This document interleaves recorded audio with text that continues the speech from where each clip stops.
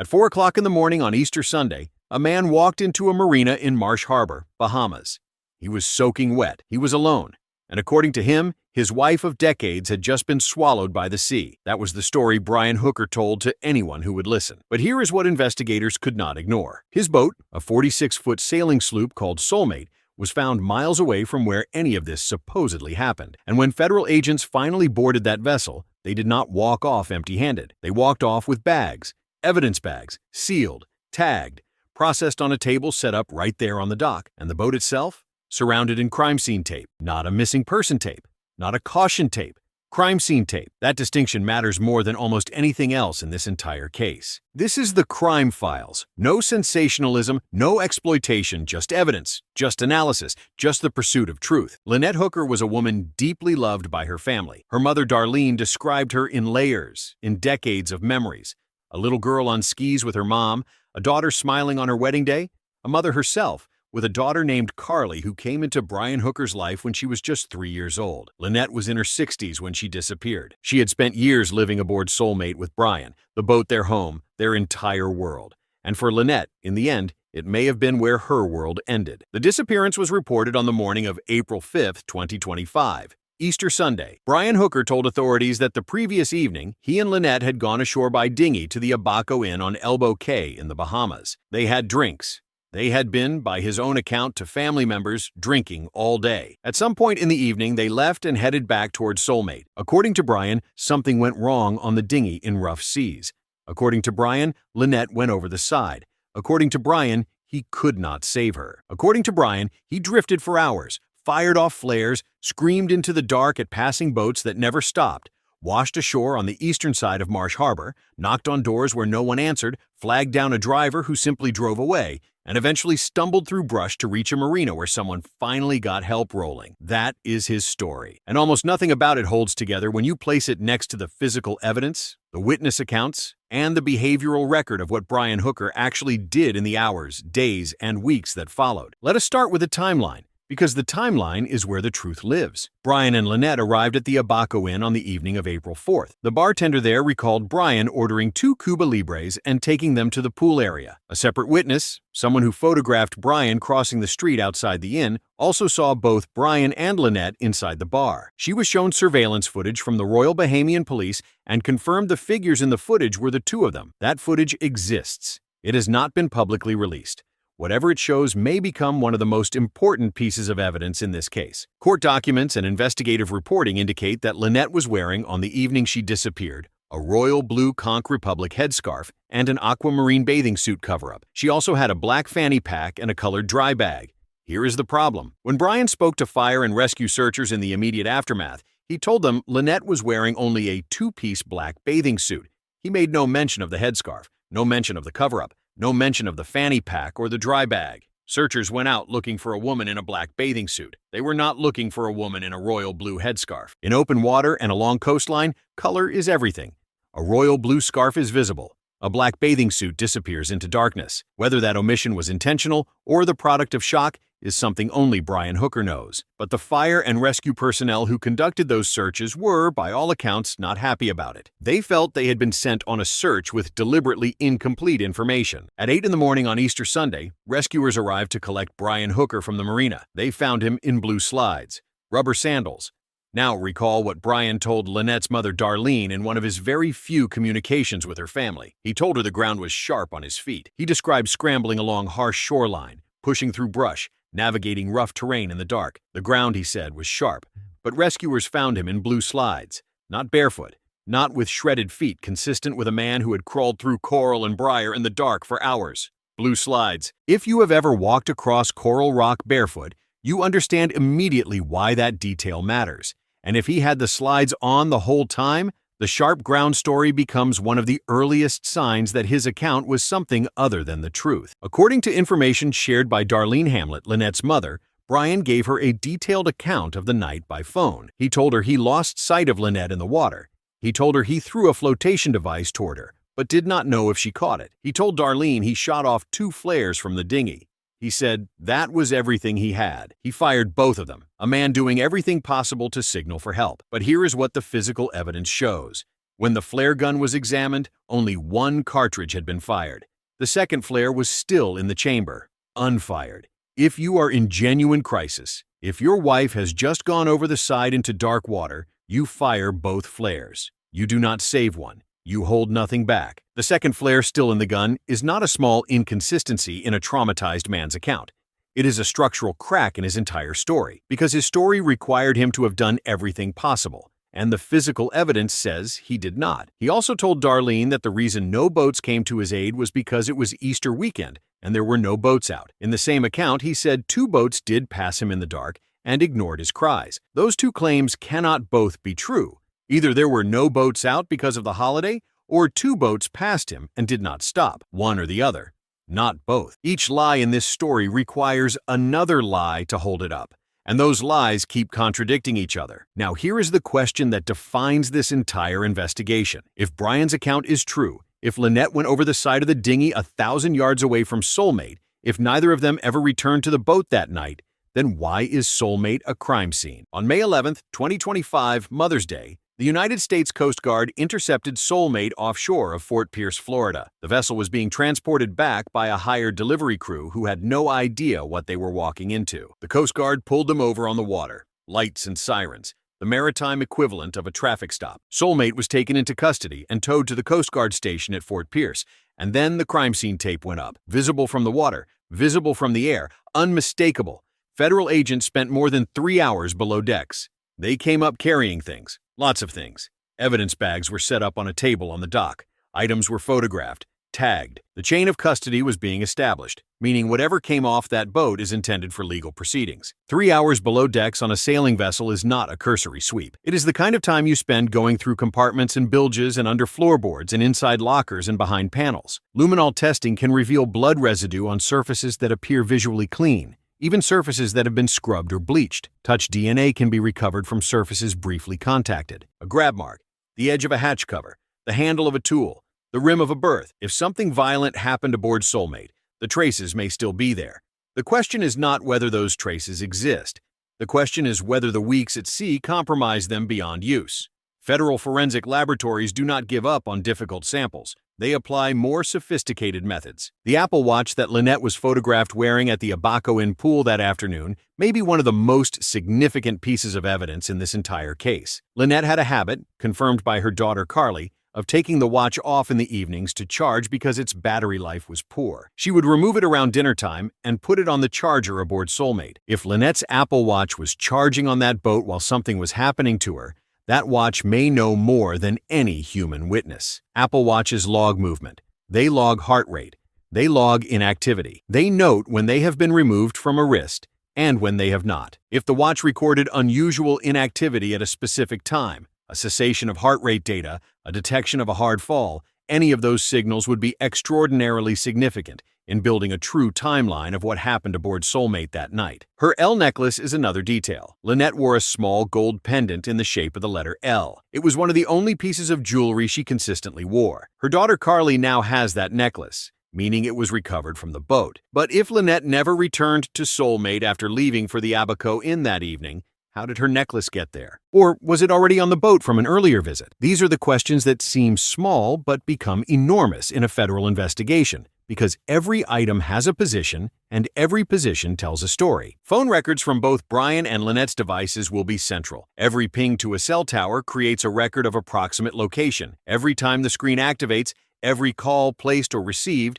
every notification logged, all of that creates a record. If Lynette's phone stopped pinging towers at a specific time that does not match where Brian says the accident occurred, that is evidence. If Brian's phone pinged towers in locations inconsistent with drifting for hours in a dinghy, that is evidence. Those records cannot be deleted. They exist in carrier infrastructure, and they will be subpoenaed. Brian Hooker is a former AT&T employee who was reportedly fired for using work access to mask or conceal his whereabouts. The details of that termination have not been fully reported publicly, but the implication is significant. This is a man who understood at some level how to obscure digital trails. He modified Soulmate's location tracking in ways investigators found significant. He was aware of how boats broadcast their position signals and took steps to interfere with that broadcast. For a man who claims his wife died in an accident at sea, spending energy on making your boat harder to locate is a very specific kind of preparation. You do not need to hide a tragedy. You need to hide a crime. But here is what he may not have fully understood. You can mask what you do going forward. What you cannot do is reach back in time and erase the data that already exists in servers and satellite records and cell tower logs. That information belongs to the cloud now, and the federal government has access to the cloud. Now let us talk about behavior, because behavior is evidence too. In the 5+ weeks since Lynette's disappearance, Brian Hooker has made no contact with her mother, no contact with her daughter Carly, no contact with any member of Lynette's family. Carly Ellsworth is 29 years old. Brian has been in her life since she was 3, 26 years. He was, by every reasonable definition, a father figure. When Lynette disappeared, Carly found out not from a phone call, not from Brian sitting her down, but from a voicemail. Not even his voice directly, a voicemail.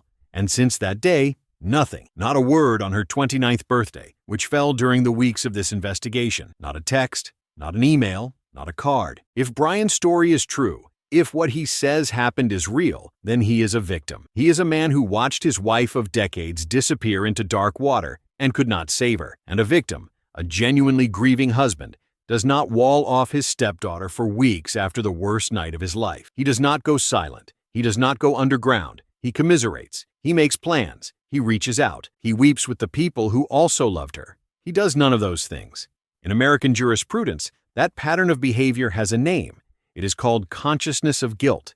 It is not proof of guilt, but it is documented, it is observable, and it will be noted. Brian gave 3 major network television interviews before leaving the Bahamas. In those interviews, he performed the role of a devastated husband. He said he would never leave the Bahamas without Lynette. He said it would take a higher authority to make him leave. All while, behind the scenes, he was procuring an emergency passport. The morning after those interviews, he was on a flight out of Nassau. The gap between what he said on camera and what he did the next morning is not a matter of interpretation. It is documented sequence. He also told Darlene he intended to rent a boat and go out searching for Lynette himself. Fire and rescue personnel gave him the contact information for a boat rental service when he asked for it. When those same fire and rescue personnel later followed up with the rental company, the response was simple and damning. He never called. When Bahamian police questioned Brian in the immediate aftermath of the disappearance, he answered 4 questions out of approximately 94 that were put to him. 4. He has an absolute legal right to remain silent. But a man who says he desperately wants investigators to find his missing wife, who claims to have nothing to hide, answered 4 questions out of 94. That silence is its own kind of statement. Marsh Harbor is not a city. It is a small community where people know their neighbors and their neighbors' boats. A desperate wet man looking for help at 4 in the morning on Easter Sunday is memorable. And yet, not one person from Marsh Harbor has come forward to confirm any element of Brian's account of those hours. Not the houses where no one answered, not the driver who listened and then drove away, not the passing boats, not one corroborating witness for anything that Brian says happened between the dinghy and the marina. In a community where sailors help each other as a matter of principle, where distress on the water is everyone's business, the complete absence of any witness to Brian Hooker's ordeal is one of the loudest silences in this entire case. Darlene Hamlet, Lynette's mother, has her own theory. She shared it with quiet, terrible certainty. She believes they made it back to the boat. She believes something happened aboard Soulmate that night, not on the dinghy, not in the open water, but on the boat. She believes an argument escalated. She believes Brian had time, alone on that boat in the dark, to do what he thought was best. Those are her words. And she believes her daughter's body was disposed of from that boat, which is why the most important thing to her is not a verdict. It is finding Lynette. Not to confirm what she already suspects in her heart, but because Lynette deserves to come home. Because a woman who spent decades caring for others deserves to not vanish into the ocean as though she never existed. She cannot sleep. She lies awake in the middle of the night and thinks. She and her husband have started counseling. She is trying to decide whether Lynette's memorial should be in Grand Rapids, where Lynette had a life, or in the Irish Hills where she grew up, or in Onstead where family memories live. She cannot make that decision yet because the unknown is still the unknown. And as devastating as the unknown is, she said something that stopped the conversation cold. She said she fears that when they finally do find Lynette, reality will be worse than the waiting. because reality is irreversible. Federal investigations are not like state investigations. Federal prosecutors do not arrest first and build a case second. They assemble their case until it is nearly airtight, and when they move with conviction rates that exceed 95%. They do not put crime scene tape around a boat they cannot use. They do not spend 3 hours below decks carrying out evidence bags for a case they cannot prove. The Coast Guard Investigative Service is not working on a theory. They are working on a case. And that case is being built one evidence bag at a time in a federal facility in Fort Pierce, Florida. Brian Hooker has not been charged. He is legally innocent, and that must be honored. But the physical evidence does not observe the calendar of legal presumption. The tape around Soulmate is real. The bags taken off that boat are real. The second flare that was never fired is real. The blue slides that contradict the story of sharp ground are real. The 4 answers out of 94 questions are real. The flight out of Nassau the morning after he swore he would never leave without her is real. Wherever the case stands when you hear these words, Lynette Hooker has not been found. Her mother is waiting. Her daughter is waiting. The hundreds of thousands of people who have followed this investigation and refuse to let it fade are waiting. If you were in Marsh Harbor on Easter morning, April 5th, 2025, if you encountered a man on the road, if you heard knocking on a door, if you saw anything at all that night, contact the Coast Guard Investigative Service through the CG Tips application. Your information may be the piece that completes the picture. Every detail matters. Every witness matters. There is something that happens in investigations like this one that rarely gets discussed, but is essential to understand if you want to follow what comes next. It is called the architecture of deception. When someone constructs a false narrative around an event like a murder or a disappearance, they do not lie about just one thing. They build a structure. Every lie requires another lie to support it. Every false detail requires additional false details to make the surrounding story coherent. And as those layers accumulate, the architecture becomes increasingly fragile because physical evidence does not negotiate.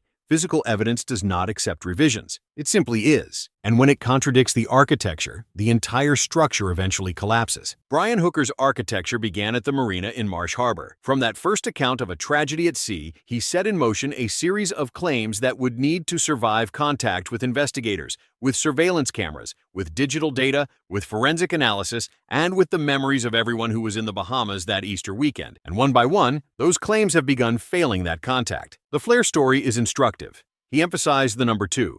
He said that was everything he had, implying he was doing everything possible to save his wife. 2 flares. A desperate man using every resource available, but the physical evidence showed one fired cartridge and one that had never been discharged. If you are in genuine crisis, you fire both flares. You do not save one. The second flare still in the chamber is not simply a traumatized man misremembering a detail. It is the architecture showing its cracks. The shoes are another crack, not because of their color or their style, but because of the logic they destroy. Brian described harsh ground, sharpness underfoot, difficult terrain in the dark. All of this in the context of a man stumbling through rough Bahamian coastal terrain in the early hours of Easter morning. But rescuers found him in slides. And the slides showed no damage consistent with the terrain he described. If the ground was sharp enough to warrant comment, sharp enough to be memorable, sharp enough to tell the mother of your missing wife about, then the shoes should show it. They did not. The Easter weekend explanation is another example of the architecture straining under its own weight. Brian told Darlene the reason no boats came to his aid was because it was a holiday, and there were no boats out. In the same breath, he said 2 boats passed him in the dark and did not stop despite his cries.